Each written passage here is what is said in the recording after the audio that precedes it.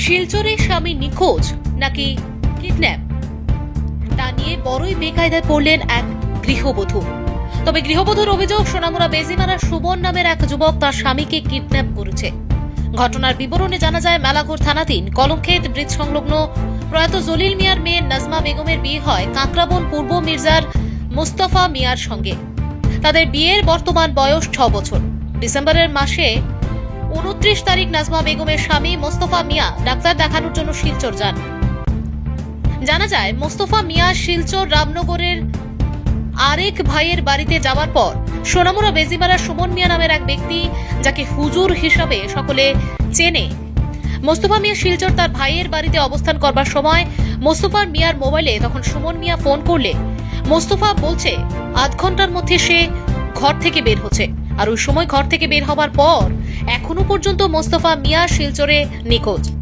মোস্তফা মিয়ার পরিবারের থেকে কাঁকড়াবন থানায় একটি নিখোঁজ ডায়েরি করা হয়। অন্যদিকে নাজমা বেগমের ভাইয়ের পক্ষ থেকে শিলচরের একটি স্থানীয় থানাতেও নিখোঁজ ডায়েরি করা হয়। আজ পর্যন্ত 14 দিন অতিক্রান্ত হলেও মোস্তফা মিয়াকে খুঁজে পাওয়া যাচ্ছে না। মোস্তফা মিয়ার স্ত্রী নাজমা বেগম সরাসরি অভিযোগ করেন, তার স্বামীকে সোনামুড়া বেজিমারার সুমন মিয়া গুম করে দিয়েছে। এদিকে সুমন মিয়ার মোবাইল ট্র্যাক করার পর দেখা যায়, সুমন মিয়া মোস্তফা মিয়াকে 6 বার ফোন করেছিল।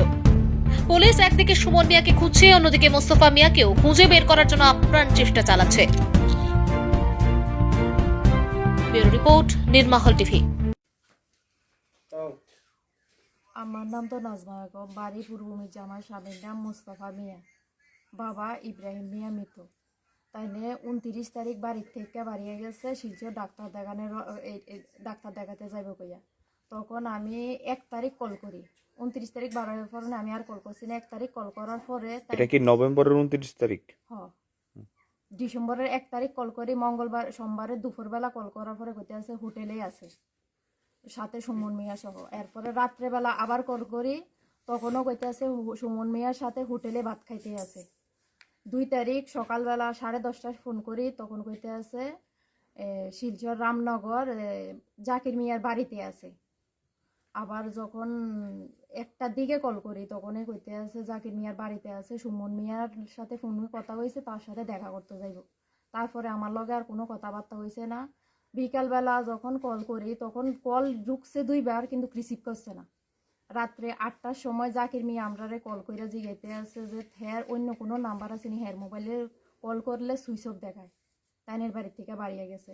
তারপরে আমরাও কল করি, কিন্তু মোবাইল সুইচ অফ দেখাইতে আছে, কোনো কল রিসিভ করতে আসে না। সকালবেলা জাকির মিয়া কইতে আছে আমরা বাড়িতে এখনো আইসে না, মোবাইল দিয়ে সুইচ অফ। তখন আমার ত্রিপুরা থেকে আমার ননসে জামাই যায়, আমার ছোট ভাই যায়, ওই জায়গায় যাইয়া তারাপুর থানার মধ্যে মিসিং ডায়েরি করে। আমরাও এদিকে কাকরাবন থানাত মিসিং ডায়েরি করি, কিন্তু এখন অবধি কোনো রেসপন্স পাইতে আসি না। আমার অতটুকু অনুরোধ ত্রিপুরার মন্ত্রীর কাছে, যাতে আমার স্বামীরে বার কইরা দেয়। আর যতটুকুই তান সুমন মিয়া আমার স্বামীরে কিডন্যাপ করছে। আমি যতবার সুমন মিয়াটাকে সুমন মিয়া সোনামুড়া বেজিমারা বাড়ি, আমি চিনি না যতটুকু, শুধু অতটুকু হের মুহে নাম। আপনার স্বামীর সঙ্গে ওনার কি সম্পর্ক? আমি জানি না, এমনি ফোন করনে জিজ্ঞেসি যে সাথে কে আছে, কইছে বাড়ি সোনামুড়া বেজিমারা, হের নাম সুমন মিয়া। আমি কিন্তু তার হেরে চিনিও না বা জানিও না। পুলিশকে জানিয়েছেন এই বিষয়ে? হ্যাঁ, জানিয়েছি। পুলিশ কি বলেছে? পুলিশ এখন অবধি কিছু বলেনি। এমনিতে যখন কল রেকর্ড বার করে আনে, কিন্তু সুমন মিয়ার সাথে আমার স্বামীর অনেকবার যোগাযোগ হয়েছে। আর সুমন মিয়া শুক্রবারে 5 তারিখ আমারে ফোন কইরা 5-6 বার ফোন করছে। ফোন কইরা সেটা 5 তারিখ সকালবেলা আমার মার মোবাইলে একটা কল আই, আমি কলটা ধরার পরে কইতে আছে তোমার জামাই কই। তো আমি কইছি আমার জামাই তো নিখোঁজ আছে। কই নিখোঁজ? আমি কইছি আপনার দেশ যাই আমার জামাই নিখোঁজ হয়েছে। ওইটা কয়েকবার এরপরে তানের লাইনটা কাইটা দেয়। এরপরে এই খবরটা আমারে জন দুপুর 2টা-2:30টার মধ্যে সুমন মিয়া আমারে 5-6 বার কল করে, আমি কলটা রিসিভ করি না। বিকালবেলা আবার জন মোবাইল দেখে দিয়ে সুমন মিয়া কল করে রাখছে আমার এই নাম্বারে। আমি সুমন মিয়ারে চিনি না। সুমন মিয়া কেন ফোন করছে? পরবর্তী সময় কথা কইছেন নি হ্যাঁ, সুমন? কথা কইছি। তাই নিয়ে আমারে জিজ্ঞাসা যে তোমারে কি করিমগঞ্জ থেকে কোনো ফোন টোন আইসিনি? তা আমি কইছি আইসি। আপনারে কে কইছে? আমি শুনছি তো তোমার বাড়ির মোবাইলে বলে তো করিমগঞ্জ থেকে একটা ফোন আইছে, তোমারে কি কইছে? আমি কই তোমার স্বামী নিখোঁজ ইটা কইছি না। আমি কইছি হ্যাঁ কইছে। তো আপনারে কে কইছে? আমি শুনছি ইটা কইয়া। রেখে দিছে। আর পরে আমার সুমন মিয়ার সাথে আর কোনো কথা হয়েছে না, যোগাযোগ নেই। আমি সুমন মিয়ারে চিনিও না, ওই শিলচর রামনগর থেকে। ওই 2 তারিখ তাইনের বাড়ির থেকে তো 1টার দিকে বাড়িয়ে গেছে। না এখন পর্যন্ত কোনো খোঁজ খবর কোনো কিছু পাইতে আসে না। আমি অতটুকু চাই সুমন মিয়াদের যাতে অ্যারেস্ট করে আমার স্বামীরে উদ্ধার করে আনতে চাই, আমি আর কিচ্ছু চাই না। মাননীয় মুখ্যমন্ত্রীর কাছে অতটুকু চাওয়া, আমার 2 সন্তানের বাবারে যেন ফিরে আইনে দিতে পারে। আমি আর কিচ্ছু চাইতে আছি না, শুধু অতটুকু আমার চাওয়া।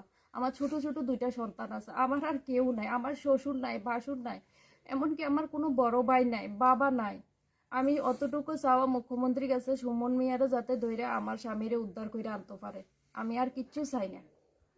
না আমরা কিচ্ছু জানি না।